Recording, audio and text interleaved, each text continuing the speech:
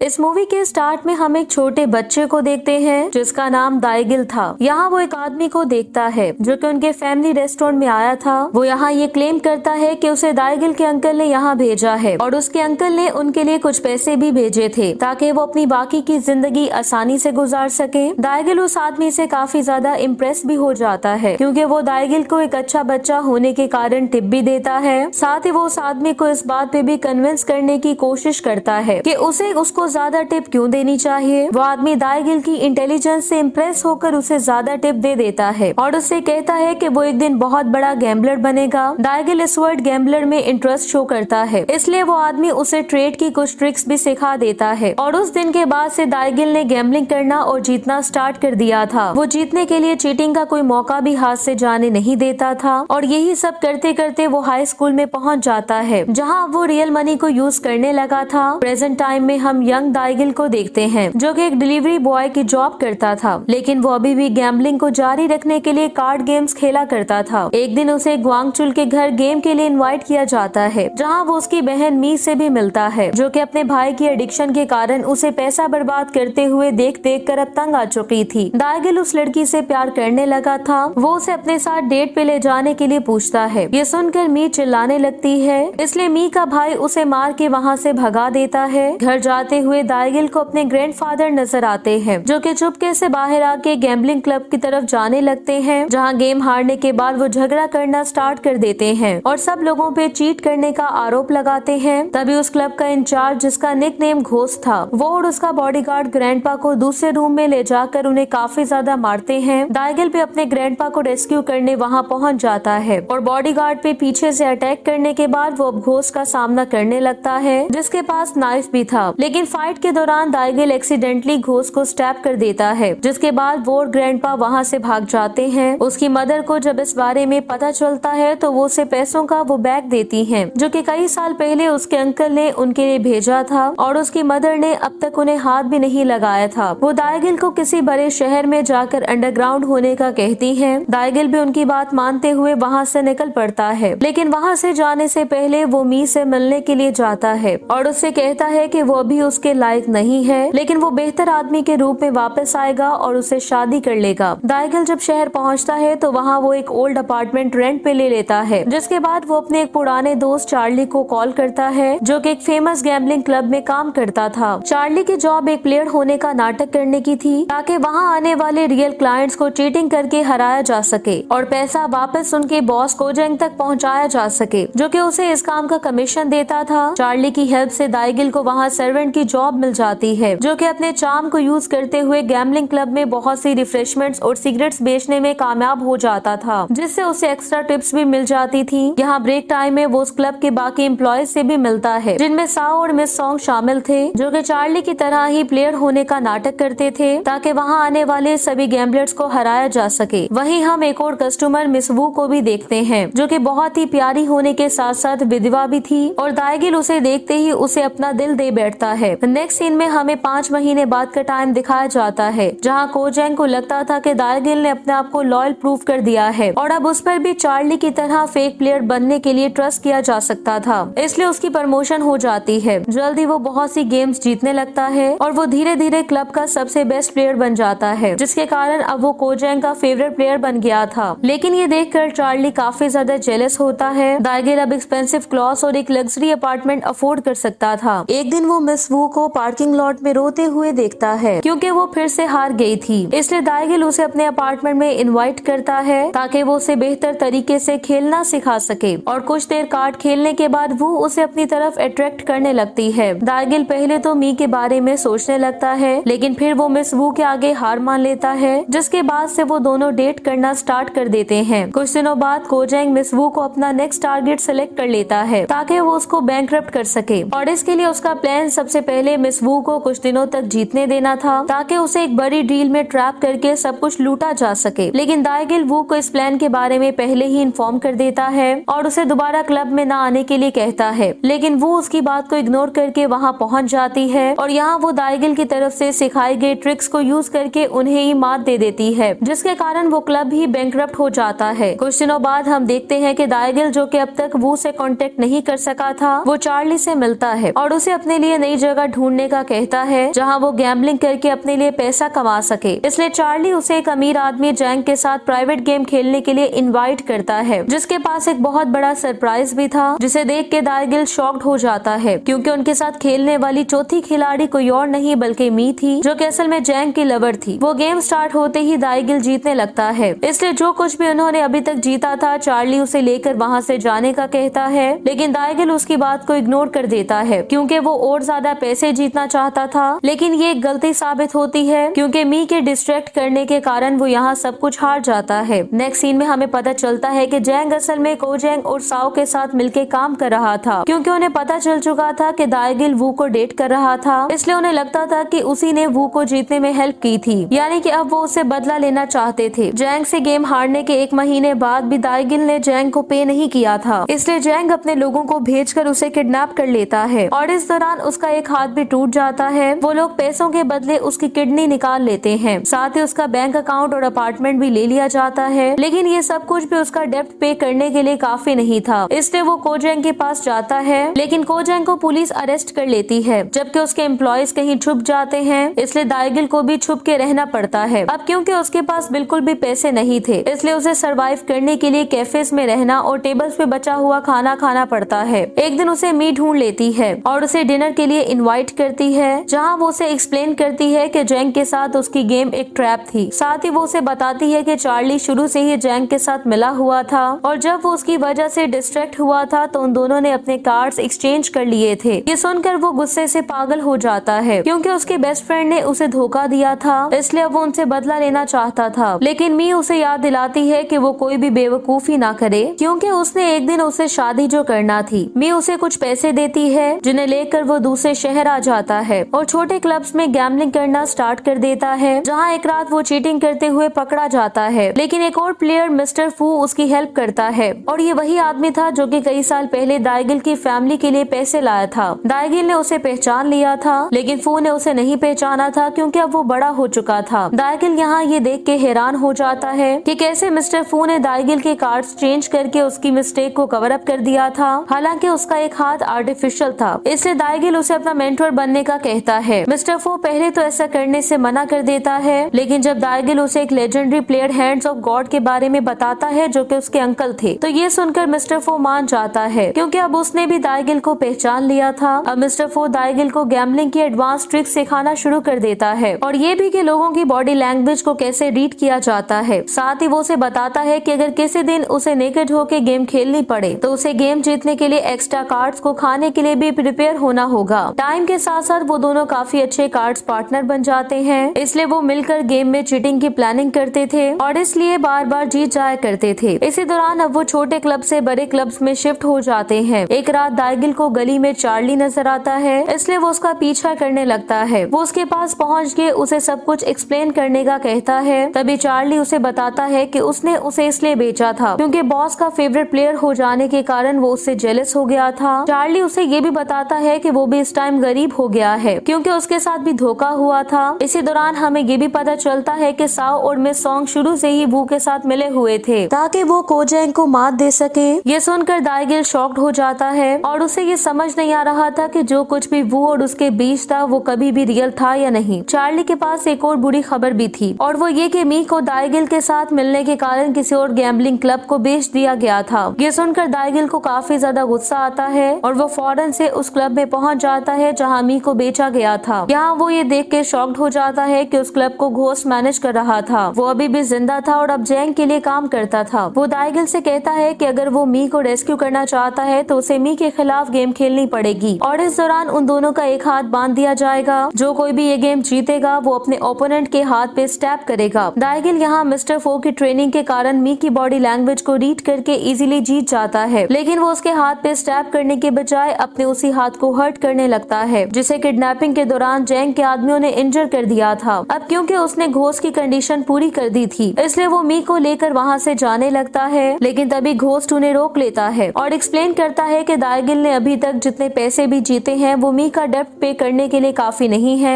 लेकिन इसी दौरान वहाँ मिस्टर फो भी पहुँच जाता है और उसके बाकी पैसे भी चुका देता है, जिसके बाद वो मी को लेकर मिस्टर फो के घर आ जाते हैं। यहाँ मी जब सोई हुई थी तो वो दोनों बातें करने लगते हैं। दाइगिल मिस्टर फो से पूछता पूछता है कि क्या कोई भी शख्स सिर्फ गैम्बलिंग करके ही अच्छा सा जीवन जी सकता है। मिस्टर फो यहाँ उसे एक्सप्लेन करते हैं कि कोई भी गैम्बलिंग इसलिए करता है क्योंकि वो इसका आदी होता है। इसी के साथ ही वो उसे 4 लेजेंडरी गैम्बलर्स की स्टोरी सुनाता है, जिनमें से एक मिस्टीरियस तरीके से ट्रेन से गिर के मारा गया था। दूसरे गैम्बलर ने थर्ड गैम्बलर, जिसका नाम ऑगी था, उसके हाथों अपना कान खो दिया था और उसी ने ही मिस्टर फो का हाथ भी काटा था। इसीलिए वो एक डीमन माना जाता था। वो उसे बताता है कि सभी गैम्बलर्स का फेट मिसफॉर्च्यून है और इसीलिए चौथे लेजेंडरी गैम्बलर, जिसका नाम हैंड्स ऑफ गॉड था, वो एक बहुत बड़ी गेम को छोड़ के उस टाइम चला गया था जब वो जीतने ही वाला था, क्योंकि वो बाकी गैम्बलर्स की तरह अपना डार्क फ्यूचर नहीं चाहता था। फो को लगता था कि अगर दाइगिल मी के साथ एक अच्छी लाइफ जीना चाहता है तो उसे भी अभी से गैम्बलिंग को क्विट कर देना चाहिए। नेक्स्ट सीन में हम देखते हैं कि दाइगिल मी को डिनर के लिए ले जाता है, जहाँ उसे पता चलता है कि उसके साथ क्या हुआ था। मी का भाई गुआंगचुल असल में घोस्ट के साथ जुआ खेलता था और एक रात जब वो उसे पिक करने जाती है तो वहाँ उसकी मुलाकात जैंग से होती है, जो कि उसे पसंद करने लगा था। इसलिए अब वो गुआंगचुल को ट्रैप करने के लिए गैम्बलिंग डॉक्टर के साथ मिलकर प्लान बनाता है, जो कि उसे घोस्ट के डेप्थ में फंसा देता है और अपने भाई को बचाने के लिए मी को उस क्लब में सर्वेंट की जॉब करना पड़ती है। और इस दौरान एक दिन जैंग उसकी कॉफी में कुछ मिला देता है, जिसके बाद वो उसे किसी क्लाइंट के साथ रात बिताने के लिए भेज देता है। और अब मी अपने आप को उसके लायक नहीं समझती थी। गुआंगचुल उस टाइम हार गया था जब उसे पता चला कि उसके साथ क्या हुआ है, इसलिए उसने उस डॉक्टर को मार दिया था जिसने उसे ट्रैप में फंसाया था, जिसके कारण उसे जेल भेज दिया गया। दाइगिल उससे कहता है कि उसे इस सब से कोई फर्क नहीं पड़ता, क्योंकि वो भी कोई अच्छा इंसान नहीं है और अब वो अपनी पूरी लाइफ उसके साथ बिताना चाहता था। इसी दौरान वो दोनों एक दूसरे के काफी करीब आ जाते हैं। दूसरी तरफ हम जैंग को देखते हैं, जो कि घोस्ट पे इसलिए गुस्सा करने लगता है क्योंकि उसने मी को दाइगिल को बेच दिया था। वो किसी भी सूरत में उसे वापस लाने का ऑर्डर करता है, इसलिए घोस्ट अपने बॉडीगार्ड को उनके पीछे भेज देता है। दाइगिल उससे फाइट करने की कोशिश करता है, लेकिन वो बॉडीगार्ड काफी ज्यादा पावरफुल था। ये देखकर मिस्टर फो दाइगिल की हेल्प करता है और उस बॉडीगार्ड को टैकल करते हुए प्लेटफॉर्म से नीचे गिर जाता है, जिसके कारण वो दोनों ही मारे जाते हैं। लेकिन मरने से पहले फो दाइगिल को वहाँ से जाने और किसी से भी बदला ना लेने की एडवाइस करता है, लेकिन दाइगिल उसकी बात नहीं सुनता और जैंग को मात देने के लिए प्रिपरेशन करना स्टार्ट कर देता है। दूसरी तरफ मी गुआंग से मिलने प्रिजन में आती है और उसके 2 क्रिमिनल फ्रेंड्स का नाम पूछती है, जो कि लोगों को धोखा देने के माहिर थे और उनकी हेल्प से वो लोग मिस सॉन्ग को सब कुछ हारने पे मजबूर कर देते हैं। लेकिन फिर मी मिस सॉन्ग के सामने एक सिंपल गर्ल होने का नाटक करती है, जिसके सादगी का फायदा उठाते हुए वो अपने पैसे वापस जीत सकती थी। मी यहाँ पहले तो हार जाती है, लेकिन जब सॉन्ग अपना सारा पैसा उसके खिलाफ लगाने के लिए तैयार हो जाती है तो मी वो गेम इजीली जीत जाती है। अब क्योंकि सॉन्ग पे काफी ज्यादा कर्ज चढ़ चुका था, इसलिए दाइगिल उसकी हेल्प करता है, जिसके बदले वो साओ को ट्रैप करने के लिए उनकी हेल्प करती है, जिसे मी बड़ी आसानी से मात दे देती है और इसके बाद वो साओ को जैंग के हवाले कर देते हैं ताकि वो उसे अपना बदला ले सके। ये सारा पैसा दाइगिल और मी का लाइफस्टाइल इंप्रूव कर देता है और वो एक डिसेंट अपार्टमेंट में शिफ्ट हो जाते हैं। साथ ही वो गुआंग के फ्रेंड्स को उनकी हेल्प के बदले पे भी कर रहे थे। नेक्स्ट सीन में हम देखते हैं कि दाइगिल अब वू तक भी पहुंच जाता है। वो जैंग को ट्रैप करने में उसकी हेल्प मांगता है और इसके बदले वो उसे कमीशन देने के लिए भी तैयार था, लेकिन जैंग को वू के इरादे कुछ ठीक नहीं लगते, इसलिए वो उसे अपना न्यू प्लेयर एक्सेप्ट करने से मना कर देता है, क्योंकि उसे लगता था कि हो सकता है दाइगिल उसे यूज कर रहा हो। वो के जाने के बाद जैंग काफी ज्यादा परेशान हो जाता है और उसे लगता है कि दाइगिल जल्द ही उसे लूटने की कोशिश करेगा, इसलिए वो अपना सारा पैसा एक पुरानी बिल्डिंग में छुपा देता है, जिसके बारे में किसी को भी पता नहीं था। लेकिन असल में यही दाइगिल का प्लान था, क्योंकि वू ने जाते हुए जैंग के बेल्ट पे ट्रैकिंग डिवाइस लगा दी थी और इस तरह उन्हें पैसों की लोकेशन का पता चल जाता है। लेकिन वो लोग अपने रिवेंज को मीठा बनाने के लिए सिर्फ आधे पैसे ही चोरी करते हैं और बाकी के पैसे पुलिस के लिए छोड़ देते हैं, जिसके कारण जल्द ही जैंग के ऊपर इंक्वायरी स्टार्ट हो जाती है और उस पे इलीगल गैम्बलिंग और ऑफिसर्स को लूटने का आरोप लगता है, इसलिए वो कहीं भाग जाता है और सरकार उसके सर पे इनाम रख देती है। दूसरी तरफ दाइगिल वू से मिलता है ताकि वो उसके हिस्से के पैसे उसे दे सके, लेकिन वो जब उसके साथ मी को देखती है तो जेलस हो जाती है, इसलिए वो जैंग के पास जाके उसे दाइगिल का सारा प्लान बता देती है। इधर दाइगिल और मी देश छोड़ के जाने वाले थे कि तभी उन्हें जैंग की कॉल आती है, जिसने गुआंग के दोस्तों को किडनैप कर लिया था और वो उन्हें जिंदा छोड़ने के बदले उनसे उसके पैसे वापस देने की डिमांड करता है। दाइगिल भी उससे मिलने के लिए तैयार हो जाता है। वो जब एक्सचेंज पॉइंट पे पहुंचता है तो जो आदमी उसके साथियों को उसके हवाले करने आता है वो चुपके से नाइफ निकाल के दाइगिल पे अटैक कर देता है, लेकिन दाइगिल को उनके इवल प्लान्स का पहले से ही पता था, इसलिए वो उस आदमी को मारने के बाद उन पैसों को भी आग लगा देता है और अपने दोस्तों के साथ वहाँ से निकल निकल जाता है। जैंग जल्दी से वहाँ पहुँच के आग बुझाता है और तभी उसे पता चलता है कि वो सूटकेस तो फेक पैसों से भरा हुआ था, इसलिए वो अपने लोगों के साथ दाइगिल का पीछा करने लगता है। लेकिन अब क्योंकि मी को ठीक तरह से गाड़ी चलानी नहीं आती थी, इसलिए उनकी कार क्रैश हो जाती है, जिसके बाद जैंग अपने पैसे लेकर वहाँ से चला जाता है। जबकि दाइगिल को पता चलता है कि मी उसके बच्चे की माँ बनने वाली थी, लेकिन इस कार क्रैश में उन्होंने अपने बच्चे को खो दिया था। नेक्स्ट सीन में हम मी को हॉस्पिटल में देखते हैं, जिसके पास गुआंगचुल आता है, जो कि आखिरकार जेल से रिहा हो गया था। दूसरी तरफ जैंग डील के मुताबिक वू को उसके हिस्से के पैसे दे देता है, जिसके बाद वो कुछ और लोगों से मिलता है जो कि उसे देश से बाहर स्मगल करने वाले थे, लेकिन उन लोगों को वू ने पैसे देकर अपने साथ में ला लिया था, जो कि जैंग को पीटने लगते हैं। वो अब जैंग के सारे पैसे लेकर वहाँ से जाने लगती है, क्योंकि उसे लग रहा था कि वो जीत गई है, लेकिन वो गुंडे असल में घोस्ट के आदमी थे, जो कि वहाँ आके वू और उन पैसों को ले जाता है। लेकिन रास्ते में वो वू को बेहोश करके कूड़े के ढेर पे फेंक देता है और सारे पैसे लेकर वहाँ से चला जाता है। वो जब घर पहुँचती है तो वो वहाँ जैंग को देख के शॉक्ड हो जाती है और उसे भी मारने की बजाय एक जगह कूड़े के ढेर में फेंक दिया गया था। दूसरी तरफ घोस्ट सारा पैसा लेकर रियल बॉस के पास पहुँच जाता है, जो कि कोई और नहीं बल्कि लेजेंडरी प्लेयर ऑगी था, और अब तक वो अपनी कुछ उंगलियां भी खो चुका था। जल्द ही उसे रियलाइज होता है कि सूटकेस के अंदर एक ट्रैकर छुपा हुआ था। इसी दौरान वहाँ पे दाइगिल और गुआंगचुल भी पहुँच जाते हैं और इसके बाद वहाँ पे जैंग भी आ जाता है। जल्द ही उन पैसों को लेकर उन सब में आर्गुमेंट स्टार्ट हो जाते हैं और वो उन पैसों के लिए एक दूसरे को मारने के लिए आगे बढ़ते हैं। लेकिन ऑगी एक सोल्यूशन प्रपोज करता है, जो कि थी एक आखिरी बड़ी गेम, जहाँ उन्हें अपने पैसों के साथ साथ अपने हेड्स को भी बेड पे लगाना था। सब लोग इसके लिए तैयार हो जाते हैं। अब जैंग वू को बेचकर गेम के लिए कुछ पैसे ले लेता है, लेकिन इस दौरान वो उसे कन्विंस करने लगती है कि वो उसे अपने साथ ले जाए, क्योंकि दाइगिल के साथ उसके पास के कारण वो उसे डिस्ट्रैक्ट करने में उसकी हेल्प कर सकती थी। दूसरी तरफ दाइगिल को जैंग से पैसे मिल जाते हैं, जो कि दाइगिल को उसकी लाइफ में सक्सेसफुल होते हुए देखना चाहता था। इधर मी, जो कि रिकवर हो चुकी थी, वो गुआंगचुल को बताती है कि वो इस गेम में दाइगिल की पार्टनर होगी, क्योंकि वो नहीं चाहती थी कि उसका भाई फिर से गैम्बलिंग का आदी हो जाए। अब गेम का दिन भी आ जाता है, जहाँ सबसे पहले रूल्स एस्टेब्लिश किए जाते हैं ताकि चीटिंग से बचा जा सके, जिसके लिए सबको नेकेड होके खेलना था और सबको एक ही हाथ यूज करना था। इसी के साथ ही वो इस गेम के लिए ब्रांड न्यू कार्ड्स भी ले आई थी, ताकि कोई भी मार्क हुए कार्ड्स को यूज न कर सके। जल्दी गेम स्टार्ट हो जाती है। पहले तो सब कुछ नॉर्मल चल रहा था, लेकिन तभी दाइगिल को रियलाइज होता है कि वो जो कार्ड्स ले आई थी उनके आर पार देखा जा सकता था। ऑगी को भी इस बारे में पता चल चुका था,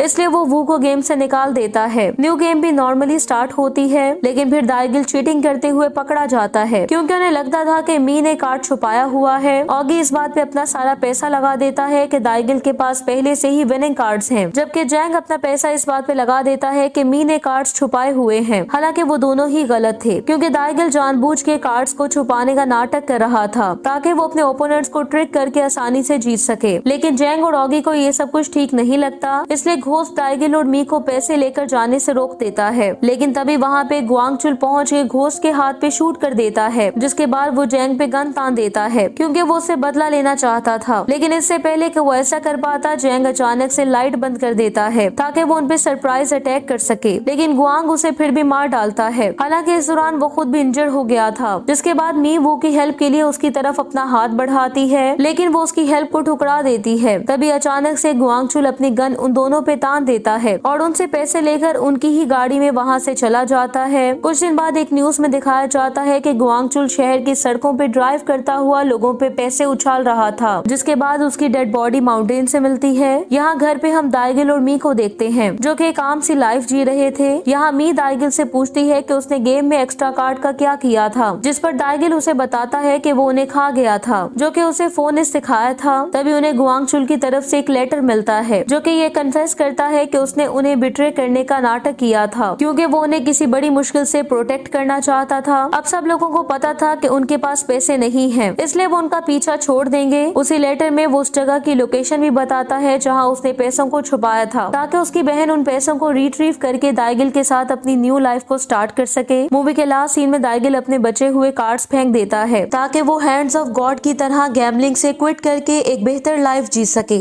इसी के साथ ही ये मूवी एंड हो जाती है। Thank you so much for watching.